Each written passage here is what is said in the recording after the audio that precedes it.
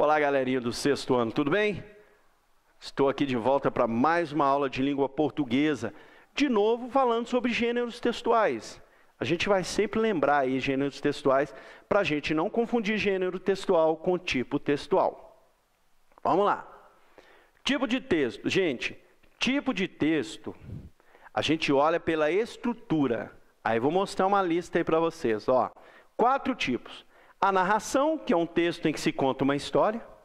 Todo texto que você pegar para ler e estiver te contando uma história com personagens, que tem um narrador, que tem um tempo, tem espaço, narração. Se você pegar um texto em que alguém está dando uma opinião sobre alguma coisa e te mostrando que aquela opinião é válida, é um tipo textual que é dissertação. Aí por que eu estou falando de estrutura? Só para vocês entenderem, a narração ela vai ter aí sempre a apresentação, ela tem uma complicação, um clímax e um desfecho, sempre assim. Uma dissertação ela vai ter sempre uma introdução, um desenvolvimento e uma conclusão. Uma descrição é que é o texto que você cria uma imagem. Você vai dando aí características de alguma coisa e a pessoa que está lendo vai imaginando. Então aquele texto que você pega e vai criando uma imagem na mente, ele é uma descrição. E aquele texto que você pega e vai te mandando fazer as coisas, por exemplo, coloque 1 litro de leite e deixe descansar por 20 minutos. Está te falando para fazer alguma coisa. Após esses 20 minutos, misture um copo de farinha. Mexa durante 5 minutos. Então é um texto que vai te dando ordem, é um texto injuntivo. Então são tipos textuais. Agora, o que são gêneros textuais? O gênero textual é quando eu pego um tipo textual e jogo ele num determinado contexto, eu aplico esse texto, ele assume uma função. Aí eu já tenho uma narração, vou dar exemplo de o que seria gênero. Hoje nós vamos falar de 2 gêneros de narração. O conto é uma narração, a anedota também é uma narração. Então eles são do mesmo tipo. Então hoje nós vamos falar de um tipo de texto, narração. Agora, o que faz a anedota ser diferente do conto? É o gênero textual. Por quê? Porque a anedota tem o objetivo de fazer rir. A anedota é piada. O conto não. O conto pode fazer rir? Pode, mas ele pode fazer chorar. Ele pode fazer criar uma expectativa, pode fazer ficar feliz, ficar triste. É diferente. Uma notícia também é uma narração. Só que a notícia é uma história verdadeira e recente. Vamos ver aí, narração. Vou voltar e cortar para o slide. Ó. É o texto que conta uma história verdadeira ou inventada. Pegou o texto, contou a história e narração. Exemplo, notícia, conto, romance. O que é um romance? É uma narração muito longa que você pega para ler. Por exemplo, Dom Casmurro é um romance, Os Miseráveis é um romance.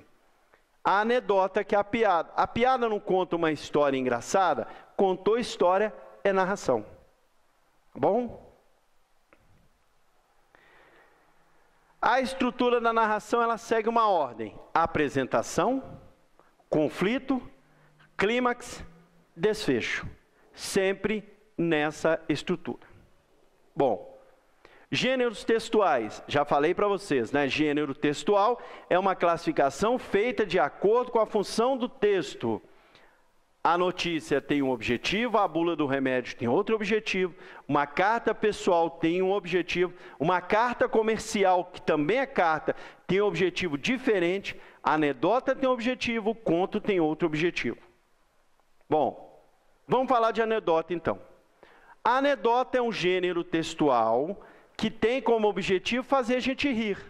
Geralmente, a anedota, ela tem um final inusitado. Numa anedota, você tem que criar uma situação diferente para levar as pessoas a rirem. Então, quem escreve uma anedota, quem escreve uma piada, ele vai fazer o quê? Ele vai ter que criar uma situação engraçada. Então ele te conta uma história e essa história vai ser sempre engraçada. A anedota não vai ser para chorar. A anedota tem que fazer você rir. Ah, mas então toda anedota que eu ler eu vou rir? Não. Não necessariamente. Mas mesmo que você não ria, quem escreveu o texto tinha o objetivo de fazer você rir. Tá bom? Vamos ler uma aí rapidinho, vou ler uma para vocês. No primeiro dia de aula, a professora escreveu no quadro, dever de casa. No outro dia, todos os alunos levaram o dever pronto, menos o Zezinho. A professora percebeu, mas não falou nada. Depois de um mês de aula, o Zezinho nunca tinha feito um dever de casa. A professora então perguntou, por que você nunca faz o dever de casa, Zezinho? Eu até queria, professora, mas não tem jeito. Por que que não tem jeito? Porque eu moro em apartamento. Agora, professor, piada sem graça. O que é inusitado? O que é a construção de piada? Vamos olhar aí de novo o texto. Olha aí. Primeiro dia, dever de casa. Aí o menino não faz o dever de casa. Aí nós vamos criando expectativa. Será que ele não faz o dever de casa porque ele é irresponsável, preguiçoso? Será que ele não faz o dever de casa porque ele não aprende a matéria, então ele não sabe, aí ele não faz o dever de casa? Será que ele faz e alguém pega esse dever de casa aí, some o dever de casa, e ele chega lá e fala que não fez? Nós vamos criando expectativas. E provavelmente, ninguém pensou que ele não fazia dever de casa, porque ele achava que dever de casa tinha que ser feito só se você morasse em casa. Apartamento, você não precisa fazer dever de casa. Tá vendo? Viu? Então, a piada, ela tem sempre um final inusitado. Certo? Igual o menino virou para a mãe dele e falou assim, mãe, jabuticaba voa? Aí a gente pensa assim, poxa, será que ele quer saber se a jabuticaba voa? Será que voa uma jabuticaba na cabeça dele? Aí ele falou, mãe, jabuticaba voa? A mãe falou assim, não voa não. Ele falou assim, então acho que eu comi um besouro. Viu? Mas o que tem a ver jabuticaba com besouro? Viu o besourinho preto, comeu achando que era jabuticaba, mas jabuticaba não voa, aí ele percebeu que ele tinha comido um besouro. Então, a piada, ela sempre vai trabalhar com um final inusitado. Se você olhar tem uma aí que está num dos packs, eu não sei de qual série que vai, acho que é do 5º ano, que é assim, o menino fala assim, pai, você gosta de fruta cozida? Aí o menino fala assim, o pai fala assim, eu gosto, por quê? Fala, tá, porque o pomar está pegando fogo. Aí você achou que ele estava fazendo uma fruta cozida para o pai, que ele estava curioso de saber como... Não, ele ia falar que o canavial está pegando fogo. Tá vendo? Então a piada, ela vai trabalhar sempre com um final inusitado. Tá joia? Tem muita piada aí que vocês vão conhecer, mas que o Ari Cardoso não pode contar aqui. Tem final inusitado. E o conto? O conto já é outro gênero textual. O que o conto tem a ver com a piada? Ele também é narração. Ele também conta uma história. Agora, o conto é uma narrativa literária curta. Por que eu vou dizer que o conto é uma narrativa literária curta? Porque existe uma narrativa que é o romance. O que é o romance? Você vai à biblioteca da escola, você pega um livro, e este livro ele conta uma história só. Do início até o final ele conta uma história só. Isso é um romance, né? É uma história longa. Eu falei para vocês, né? Dom Casmurro, Os Miseráveis, eles são uma história longa, tá? Agora, o que vai ser um conto? Um conto vai ser uma história, enquanto um romance, vamos colocar um romance com 100 páginas, um romance bem pequeno, com 100 páginas. Um conto vai ter 3, 4, 5... Então, o conto, ele vai ter uma quantidade de páginas menor. Então, o conto ele é uma narrativa literária curta. Curta por quê? Porque a gente compara ele com o romance, que é uma narrativa longa. Num livro que você pega lá na biblioteca, um romance, se ele fosse um livro de contos, ele ia ter o quê? 4 contos, 5 contos dentro desse mesmo livro do tamanho de romance. Tem um conto do Machado de Assis que chama Cartomante, que se você depois quiser pesquisar, pesquise lá, põe a Cartomante Machado de Assis, Aí você vai ter um exemplo de conto. Tem um conto também, Feliz Aniversário, é um conto também legal de ler. Bom, o conto ele tem começo, meio e fim curtos. Se ele é uma narrativa curta, ele tem que ter um começo curto, um meio tem que ser curto e o fim também. Só que o conto ele tem que fazer tudo aquilo que o romance faz. Ele tem que contar uma boa história, contar essa história de uma maneira bem contada, só que num espaço menor que o romance. Então ele tem que fazer a mesma coisa que aquele livro lá, extenso de 100 páginas, fez, ele tem que fazer em 5. Certo? Bom, os elementos de um conto. Como o conto é um texto narrativo, ele tem que ter personagem. Lembrou o que é personagem? Personagem é quem vive a história. Participou da história é personagem. Lembra? A Mariazinha estava andando com o Joãozinho. A Mariazinha está andando, o Joãozinho está andando. Estão praticando uma ação, estão vivendo a história, eles são personagens. Tempo, momento em que ocorre a história. Pode olhar, em uma linda tarde de sol. E que momento que aconteceu a história? Em uma linda tarde de sol qualquer. Em 1953, quando que aconteceu a história? 1953. Isso a gente chama de tempo. Um conto ele tem também, como todo texto narrativo, um espaço. Onde que aconteceu isso? João e Mariazinha estavam caminhando em uma linda tarde de sol pela floresta. Onde? Pela floresta. Espaço. A história ela tem sempre, uma história, ela sempre responde algumas perguntas. Quem? Quem participa da história? Onde que a história acontece? Quando que a história acontece? Aí eu tenho personagem, espaço e tempo. Eu tenho também um enredo. Quando você pensa, o que eu vou contar primeiro na minha história? Agora que eu contei isso, o que vem depois? Como que eu organizo a ordem do meu texto? Isso a gente chama de enredo, que é como a história acontece, qual a sequência de fatos que vão construir essa história. Então o conto ele tem uma sequência, essa sequência a gente chama de enredo. Conflito, um texto narrativo, ele tem um conflito. Aí só uma curiosidade, o romance, que é um texto muito longo, geralmente ele tem vários conflitos. Cada capítulo de um romance tem um conflito diferente. Por quê? Porque é o conflito que desperta a curiosidade do leitor para continuar lendo o texto. O conto não. O conto ele vai ter um conflito só. Por quê? Porque ele é curto. Não dá tempo. Então, dentro de um conto, você cria um conflito e você resolve esse conflito. Então, o que vai ser o conflito? Um acontecimento que vai fazer com que os personagens tenham que tomar certas atitudes. Vou dar um exemplo para vocês aqui. Quando você está vendo um filme, realmente um filme é um desenho animado. Aí está vendo o desenho, aí começa lá, a cidade tranquila, aí aparecem os carros passando, o pessoal indo para o trabalho, o cara vê no jornal, extra, extra, extra.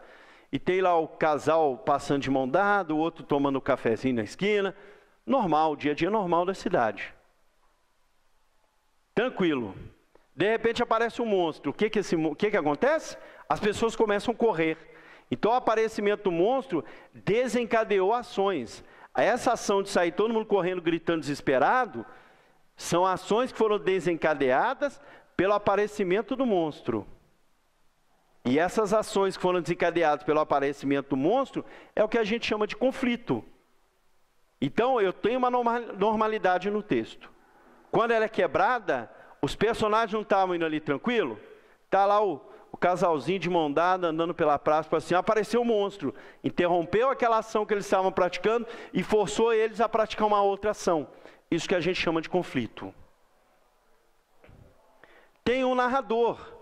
Quando você pega um livro para ler, não sei se vocês já pararam para observar, mas você começa a ler o livro, parece ter alguém falando aquilo no seu ouvido. Mesmo que você leia silenciosamente. Mesmo lendo silenciosamente, parece que a gente está ouvindo com pensamento alguém contando a história. Numa linda tarde de sol, Joãozinho e Mariazinha estavam andando pela floresta. Inclusive, né? Existe até hoje, depois vocês podem pesquisar, audiolivro. O que é um audiolivro? É um livro que você pode ouvir alguém contando a história. Num audiolivro, você tem o quê? A voz do narrador. Se não é um livro em áudio, você vai ler e cada palavra que você está lendo, ela vai virar um som e vai ter uma voz aqui falando no seu ouvido. De quem que é essa voz? Do narrador. Aí eu tenho um narrador personagem. Quem é o narrador personagem? É aquele narrador que participa da história. Então eu tenho o Joãozinho e a Mariazinha daquela história de exemplo. Se o Joãozinho está contando a história, ele é um narrador personagem. Por quê? Porque a voz que conta a história para você é a voz de um dos personagens. Então eu tenho um narrador que participa da história. O narrador, ele pode ser também observador. Quem é o narrador observador? É aquele que conta a história sobre terceiros. Vão entender esses terceiros aí, eu coloquei aí de propósito para explicar para vocês. Quem é o primeiro? É a pessoa que conta a história. O segundo, você que lê a história. Primeiro, quem conta a história. Segundo, você que lê a história. Terceiro, são os personagens. Então eu tenho um narrador observador que conta para você uma história que acontece com outras pessoas. Então não acontece com ele. Então o narrador observador é aquele que não participa da história. Personagem participa, observador não participa. E o conto, ele segue a estrutura narrativa que nós vimos aí, lá no primeiro ou no segundo slide. Tem uma apresentação. Qual que é a apresentação? Só para a gente recapitular aí. É a parte que está todo mundo seguindo uma vida normal. Aí nessa primeira parte a gente tem os personagens, a gente já sabe onde que a história acontece e quando que ela acontece. São as ações iniciais. Aí o que acontece? Está tudo tranquilo, eu já sei que a história se passa em Lavras, eu já sei que é o Joãozinho e a Mariazinha que estão andando na pracinha, brincando, eu já sei que era uma linda tarde de sol, tranquilo. Aí aparece o monstro lá na pracinha de Lavras. Complicação. O que é a complicação? É a parte do texto em que aparece o conflito. Que conflito é esse? Eles não estavam bonitinho brincando? Apareceu um monstro. Será que eles vão ficar bonitinho brincando? Será que eles vão correr? Se eles vão chorar? Eles vão ter que praticar algumas ações que vão interromper as ações que eles estavam praticando antes. E são ações que são provocadas pelo aparecimento do monstro. Essa parte nós chamamos de complicação. Aí nós, como leitores, que já havíamos, visto aquela parte tranquila do início, que agora estamos vendo toda uma confusão gerada pelo conflito, o que a gente quer saber? E aí, o que vai acontecer com eles? O monstro vai pegar os dois, eles vão correr e fugir do monstro, vai aparecer alguém e vai matar o monstro, a gente quer saber o que vai acontecer. Aí chega numa parte que a gente chama de clímax, que é aquela parte que a gente para e pensa assim, o que será que vai acontecer agora? Como será que essa história termina? Então aquela parte do conto que você pensa, como será que a história termina? A gente chama de clímax. E aí nós temos o desfecho, que é a parte final. É a parte que a gente vai saber se o monstro devorou os dois, se eles fugiram do monstro e chegaram em casa, se eles estavam sonhando e não tinha monstro nenhum, se apareceu alguém e matou esse monstro, se o monstro na verdade era bonzinho e ficou amigo dos dois. Final. Aí a situação volta ao normal. Por quê? Porque o conflito foi resolvido. E por que um conto faz com que a gente queira ler até o final? Porque tem um conflito. E a gente vê um problema. E quando a gente vê um problema, a gente quer ver o problema resolvido. Então, cria-se uma situação, um problema, e nós, como leitores, a gente quer saber o que vai acontecer no final.